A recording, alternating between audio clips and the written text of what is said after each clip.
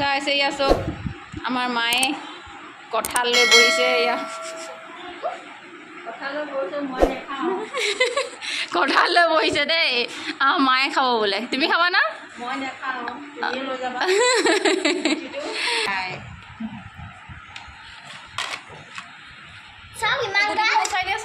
Hello' guys, আসসালামু আলাইকুম, নমস্কাৰ। আপোনালোক কেনেকৈ আছে? আশা কৰিছোঁ আপোনাক সকলো ভালে আছে। আজি আকৌ এটা ভিডিঅ'ত আপোনালোকক স্বাগতম জনাইছোঁ। আজি মই বনাব লৈছোঁ মাছৰ কণী দি। এইটো মাছৰ কণী দি আপুনি জোলো ক'ব পাৰে আৰু তৰকাৰীও ক'ব পাৰে। বলক কি ধৰণে বনাম আপোনালোক ভিডিঅ'টো চাই থাকিব শেষলৈকে। এইটো লৈছোঁ মই মাছৰ কণী, ভালকৈ ধুই ল'লোঁ এয়া। আৰু ইয়াত লৈছোঁ মই শুকান জলকীয়া কেইটামান, নহৰু আৰু সৰিয়হ লৈছোঁ। এইটো অকল সৰিয়হ লৈছোঁ আৰু শুকান জলকীয়া, নহৰু কেইটামান। বৰ বেছি মছলা তেনেকৈ মই নাই দিয়া। আৰু এইটো হ'ল কাশ্মীৰী ৰঙা জলকীয়া, জ্বলাটো নহয়। আৰু এইখিনি লৈছোঁ যে এইখিনি মই মিক্সিত গ্ৰাইণ্ড কৰিম। পিঁয়াজ এটা লৈছোঁ, বিলাহী লৈছোঁ, মিক্সিত গ্ৰাইণ্ড কৰিম। আৰু ইয়াতে পিঁয়াজ কেইটামান অকণমান কাটি লৈছোঁ, এইটোও মই দি দিম মিক্সিত।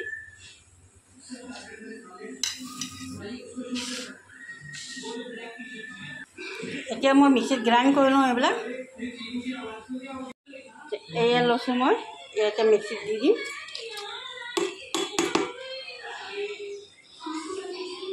মছলাখিনি পিছা হৈ গ'ল।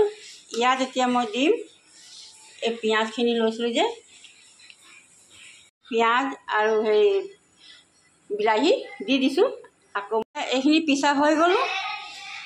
এতিয়া মই আৰু পিচিবলৈ আছে।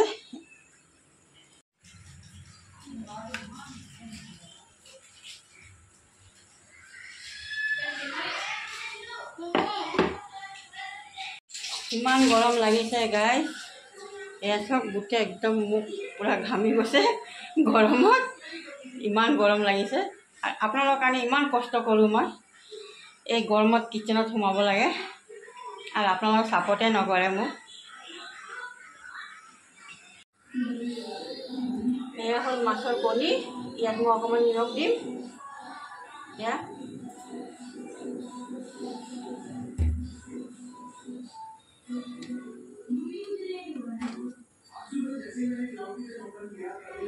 হালধি গুড়ি দিম, আধা চামুচকৈ কম দিম।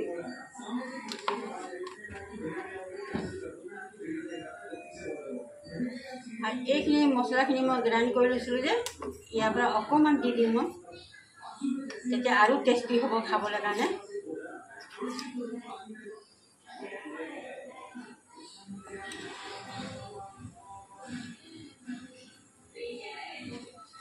এতিয়া ভালকৈ মিহলি কৰি লওঁ।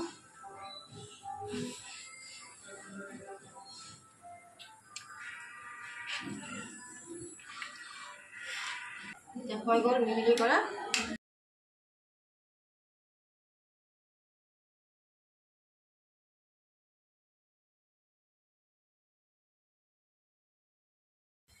তেল গৰম হৈ গ'ল, মই অলপ অলপ দি যাওঁ।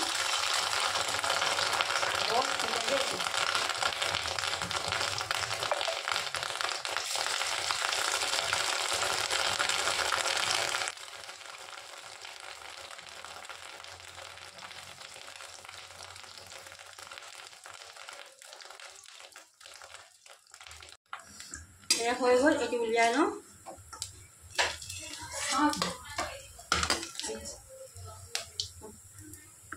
এতিয়া মাছৰ কণী ফ্ৰাই কৰা হৈ গ'ল। এতিয়া মই ইয়াত দিম পাঁচফোৰণ। যিটো ফ্ৰাই কৰিলোঁ সেইটোতে মই দি দিম এতিয়া পাঁচফোৰণ, এইটো তেলতে।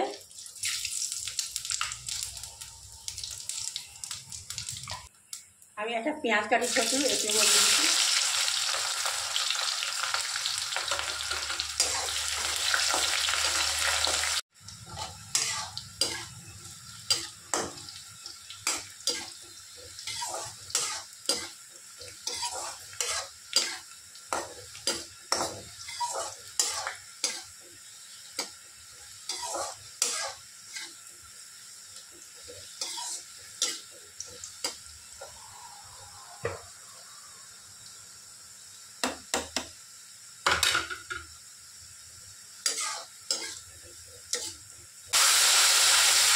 বৰ বেছি মছলা নাই দিয়া, খালি গৰম বহুত পৰিছে। ইমান গৰমত ইমান মছলা খোৱাটো ভাল নহয়। অকল পিঁয়াজ দিছোঁ, বিলাহী,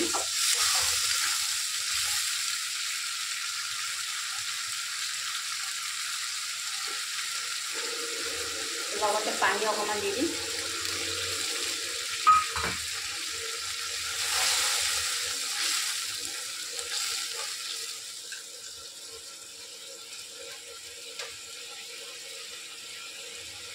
আৰু এইখিনি মছলা লৈছোঁ যে এইখিনি দি দিছোঁ।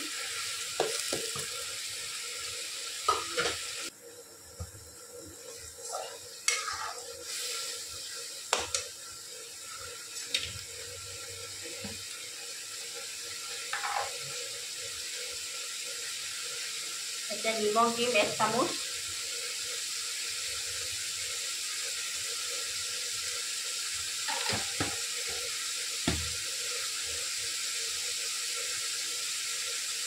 কেঁচা জলকীয়া লৈছিলোঁ 4-5টা, এইটো মই দি দিছোঁ ইয়াত কাটি মেলি।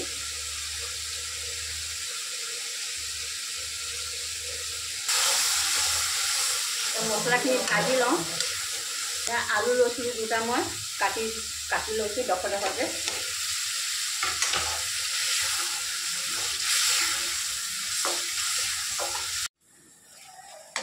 এতিয়া মোৰ মছলা ভজা হৈ গ'ল। মই পানী দি দিম ইয়াত। গৰম পানী দিম, ঠাণ্ডা পানী নিদিওঁ।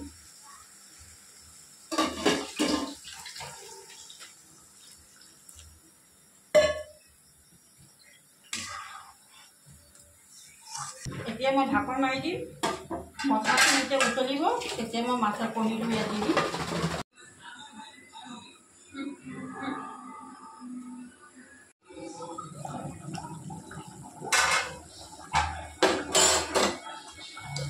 চব মছলা পুৰা উতলি গ'ল আৰু আলুখিনি সিজি গৈছে। ইয়াত আলু পুৰা সিজি গৈছে। এতিয়া মই মাছৰ কণীখিনি দি দিম ইয়াত।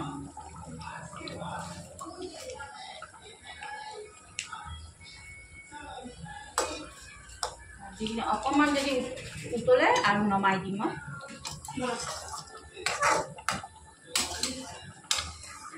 মাছৰ কণী জোল খাই খুবেই ভাল লাগে। আপোনালোক ঘৰত এবাৰ বনাই খাব, তাৰপিছত কমেণ্ট কৰি জনাব কেনেকুৱা হৈছে। খাই খুব ভাল লাগে। কিন্তু ঢাকন মাৰি দিম আৰু 2 মিনিট মই উতলাম, তাৰপিছত নমাই দিম। এয়া হৈ গ'ল। এতিয়া মই নমাই দিম।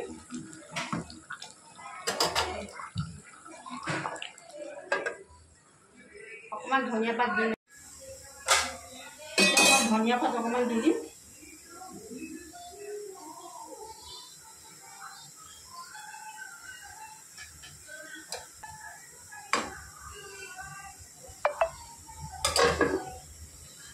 হৈ গ'ল।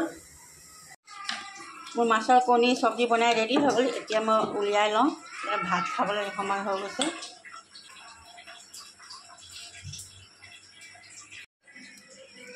এয়া মাছৰ কণী দি হয় গ্ৰেভি হয়। তৰকাৰী ৰেডি হৈ গ'ল। কেনেকুৱা লাগিলে মোৰ ৰেচিপি কমেণ্ট কৰি জনাব। মোৰ ৰেচিপি ভাল লাগে যদি লাইক কৰিব, শ্বেয়াৰ কৰিব আৰু কমেণ্ট ছাবস্ক্ৰাইব কৰিব নাপাহৰিব। আকৌ নতুন ৰেচিপি লৈ আহিম। খুদা হাফিজ।